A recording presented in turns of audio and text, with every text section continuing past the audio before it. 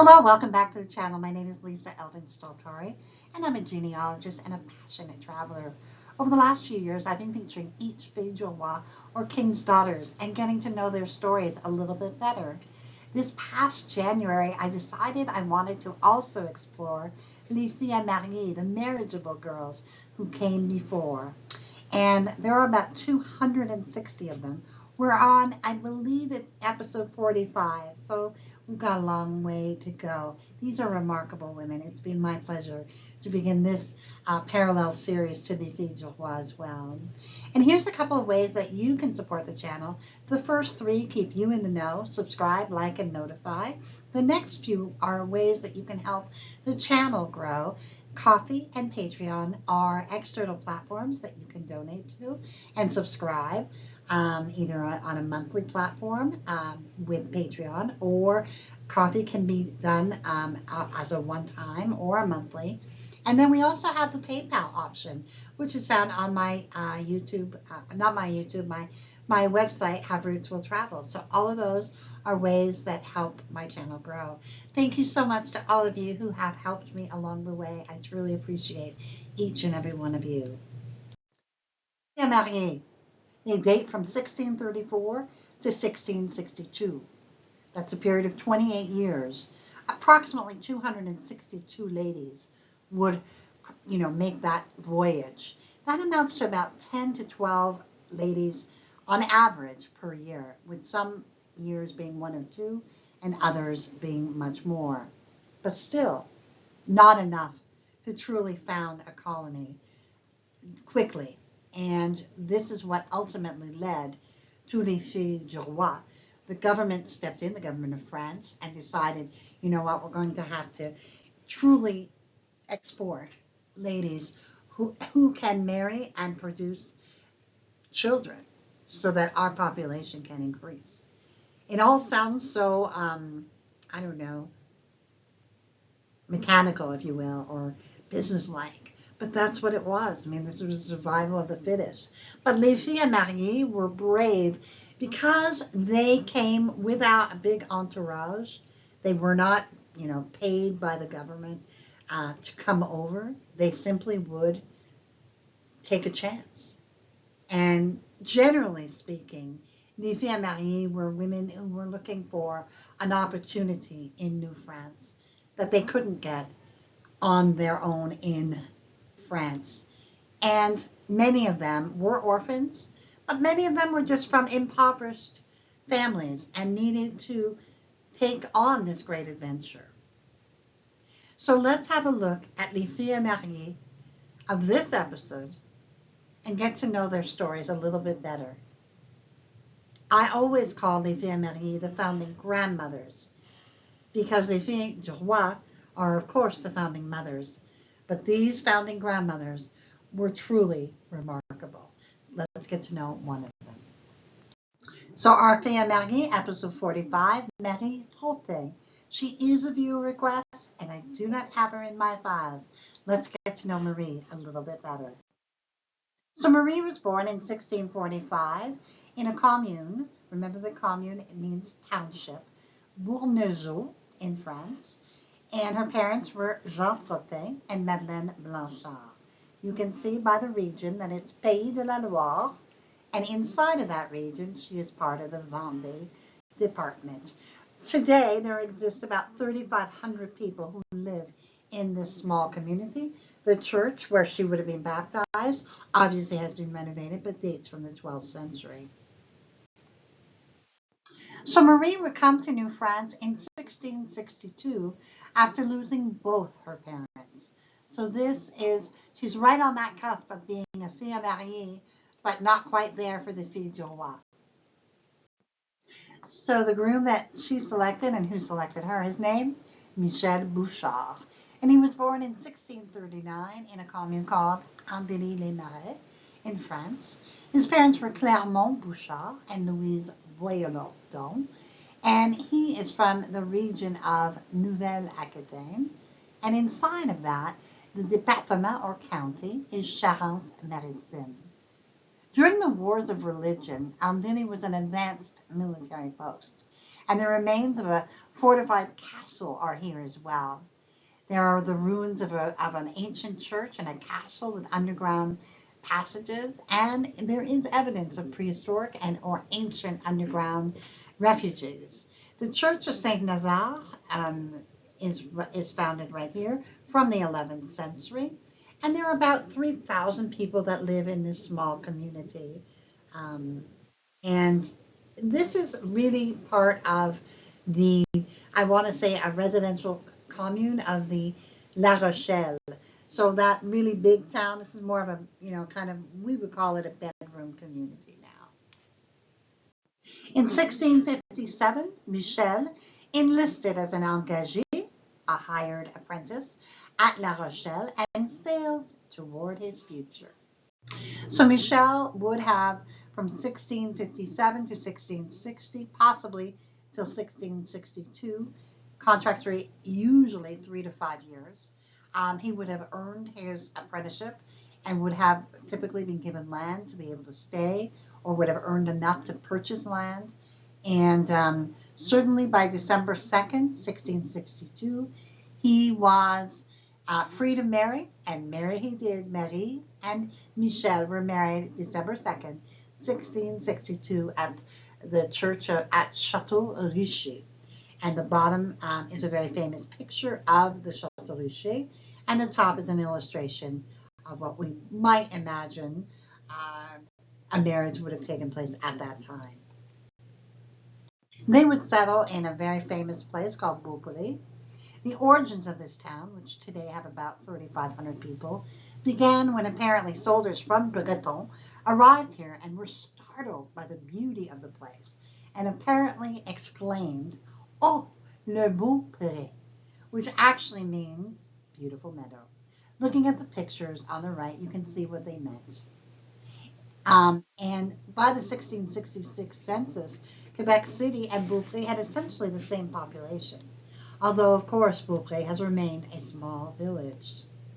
It is actually home, the top right picture, it's taken of the Mont Sainte-Anne. Obviously, that is during the summer, but I want you to see the mountain. And the church, obviously, is very, very beautiful. The cathedral at Sainte-Anne at Beaupré is wonderful as well. Now, the 1666 census, where we see Michel and Marie, they have their son, Etienne, and their girl, Marie. By 1667, we have another census, Michel, Marie, Etienne, Marie, and then Charles. And they have, at that point, about a half an acre to an acre of land.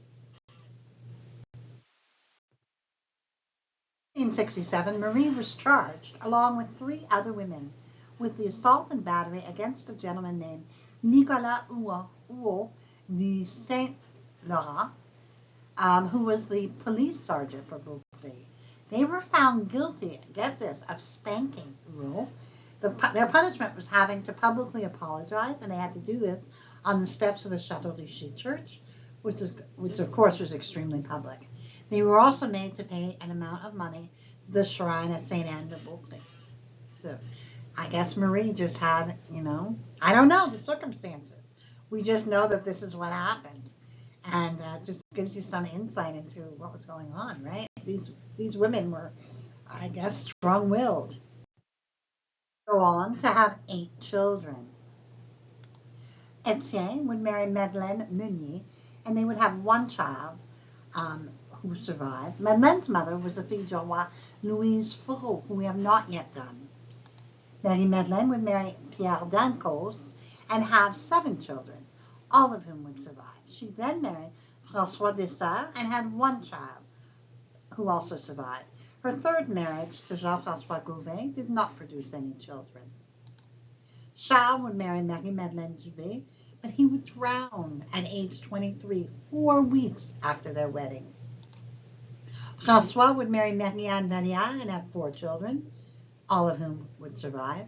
Marie-Anne's mother was Anne Legoux, who we profiled in episode 140. Pierre would marry Marie-Anne Bourassa and have 9 children, 7 of whom would make it. Marie-Anne's mother was fille du roi Catherine Poivin, who we profiled in episode 107. Marguerite would marry François Duterte and have one child who survived. She would have two other children out of wedlock. One with Jean Gagne, who reached adulthood, and then one with Guillaume Soucy, who also reached adulthood. Lots to discover in that. If any of you are related through those natural children, remember that's what they call children out of wedlock, un enfant naturel, a natural child. We have Gabrielle, who would marry Marie-Françoise Lizotte and have two children, both of whom would survive. And Pierre, the last born, we don't have any information on. In the 1681 census, we have Michel Bouchard, Marie, sa femme. We have their children, Etienne, 18, Charles, 14, François, Pierre, Marguerite, Gabrielle, and Pierre. They have two guns, deux fusils. 14 bêtes à cornes, which means 14 goats. And by now they have 9 arpents valaires, about 7 to 8 acres of land. Notice that Marie-Madeleine is not in this census because presumably she would already be married. Always important when you're looking at census report to see who's there and who's not there. So Michel and Marie would eventually settle at Rivière-Ouelle. The name of this river and of its town was said to be named in honor of a man named Douel, D-H-O-U-E-L, who was a member of the Compagnie de 100 Associés, the Company of the 100 Associates, and was a colleague of Samuel de Champlain. The seigneurie of Rivière-Ouelle was granted in 1672 by the intendant Jean Talon to Jean-Baptiste François Deschamps de la Boutellerie, a nobleman from Normandy. The seigneurie was thereafter called La Boutellerie, which, by the way, actually means bottle factory. Not sure of the origins of this in France, but it would be interesting to dig into this someday. This seigneur truly worked his land and was a forward thinker. He actually lived on his land and in fact, was buried there in 1703. It's a really interesting place to examine. If any of you have, ancestry that goes to Rivière-Ouelle, I encourage you to really study it because it really gives you a real taste of Quebec. Tragedy of Marie is that she would die at the age of 36 or 37. We have no burial record that has been found. We know that Marie would have to have passed away before 1682, as Jean remarries in October of that year. Michel would marry Marie-Madeleine de la Porte, a widow who had been married to Martin Fouquet. She presumably was the stepmother to his younger children, as she had no children, and she went with him to Quebec City in 1690 when he would start a new life as a cabaret owner. Isn't that amazing? The Battle of Rivière-Ouelle took place in August of 1690. Michel and 3 of his sons, Etienne, François, and Pierre, all were part of the contingent of men who served in the battle. And how this happened was the British were attacking New France, and word reached the village that 30 ships were on their way coming down the St. Lawrence. The seigneur, who I've talked about, was away in France, so there was no absolute leader. The village priest took command and got 30 able-bodied men to await the ship's arrival. Admiral Phillips knew nothing about this. He was coming from New England, and he instructed his men to get to the shore using rowboats. He presumably thought that they could just come in and, take prisoners. The French villagers were waiting and began firing. The British retreated and did not return. Amazing, amazing story of ingenuity and bravery. And Michel and his sons were all part of that. Michel would pass away at the Hôtel Dieu in Quebec City in April of 1707. On his death record, it states that he is 80, although by all accounts, he would have been 70 years of age.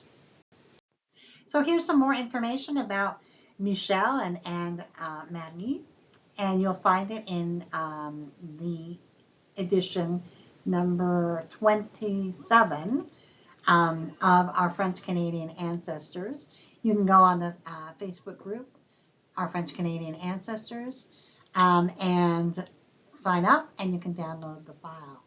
I love this picture of Michel Bouchard. Of course, it's an artist illustration, but it shows him in that tavern when he began to create the new life for himself.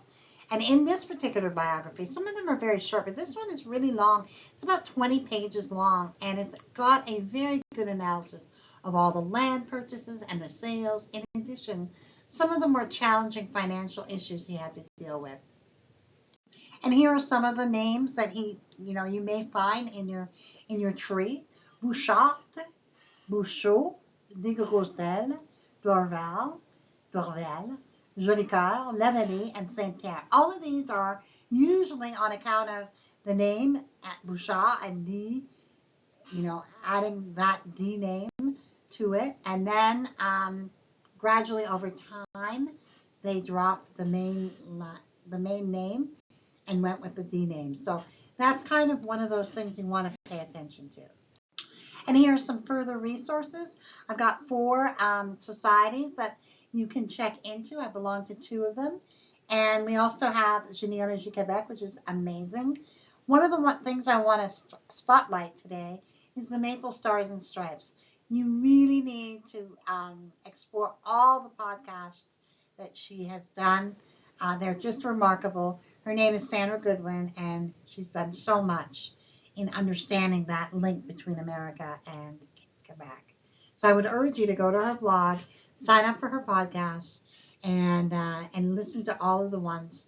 I think during the pandemic I found her, and I literally listened from the beginning and just went all the way. To this day, when I'm on a long drive, I'll put on Maple Stars and Stripes just because you can never know enough. So we end episode 45, Marie Trotain of Les Filles Mariées. We are so grateful for her contribution, and we are saddened that she had to leave us so early. But she left us with an extraordinary legacy of 124 descendants by 1729. So her line has triumphed, despite the fact she had to give her life up. And that was the ultimate sacrifice in those days. Many of them, if they did not make it, were able to at least leave us with descendants who would contribute to this, to the history of New France and ultimately of Quebec and possibly North America. So we are grateful, Mary, for your contribution, and ultimately we are blessed by your presence, and we are thankful for your gift of your life that you gave us. So thank you, Marie Trotain.